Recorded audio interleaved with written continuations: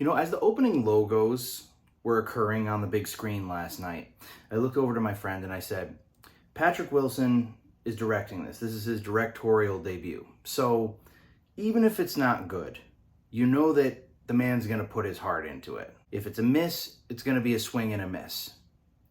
And Patrick Wilson, I simply have to say,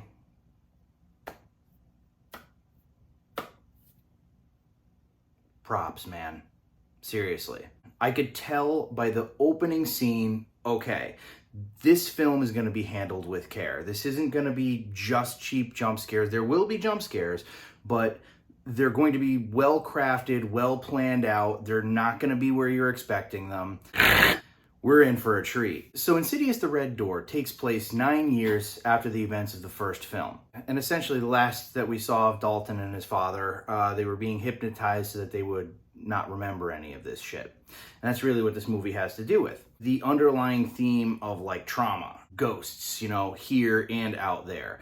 And like the fact that the experience that they had 9 years ago was something that is a part of them. It's something that they're never going to be able to like really fully lock up. They can lock it up, they just can't forget about it. So this movie is like darker in theme, I would say, than the other ones. And it also does really kind of focus on the Lambert family. It's a topic that isn't explored nearly enough in horror movies, in my opinion. Like in Rob Zombie's Halloween 2, which I know most people hate. Okay, I'm one of those rare people who actually saw something kind of unique and original in it. The way that Laurie Strode's character in that movie is like messed up from the things that have happened to her. I'm like, that's kind of a real take into like what would happen, you know, after the fact.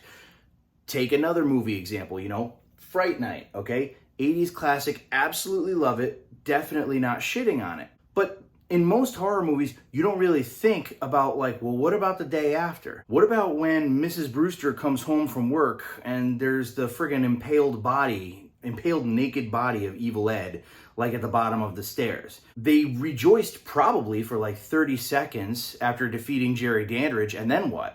And then they had to clean shit up. They had to, why is the banister broken upstairs? Why is this? How are we going to explain this to the police? How are we going to explain this to Evil Ed's family? There's all this shit that like you don't think of that follows.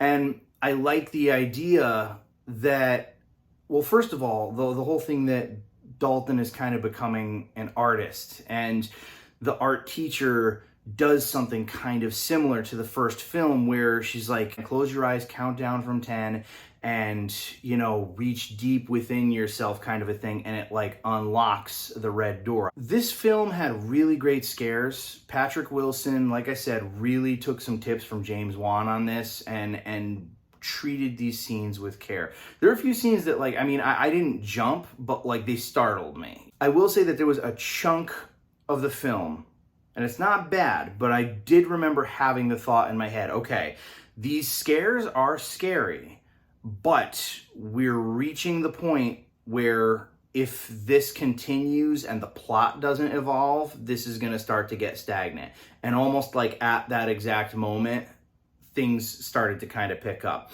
I really like the character of the roommate. She was some very much needed levity for this film, because again, this film was very, very dark. The characters were very tortured by the shit that had happened to them, and even kind of worse, even kind of more scary, they don't fully understand why. Dalton just thinks, I was in a coma for a year of my life. I don't remember anything about that year. And as shit starts to slip through, even like when they get little glimpses, but they don't know the full story, their father tried to attack them, or that's what they're getting glimpses of, you know, him trying to kill them, not really knowing the full story. It becomes a little bit more terrifying, and I really liked that kind of exploration. There isn't quite as much like, I don't want to say like originality.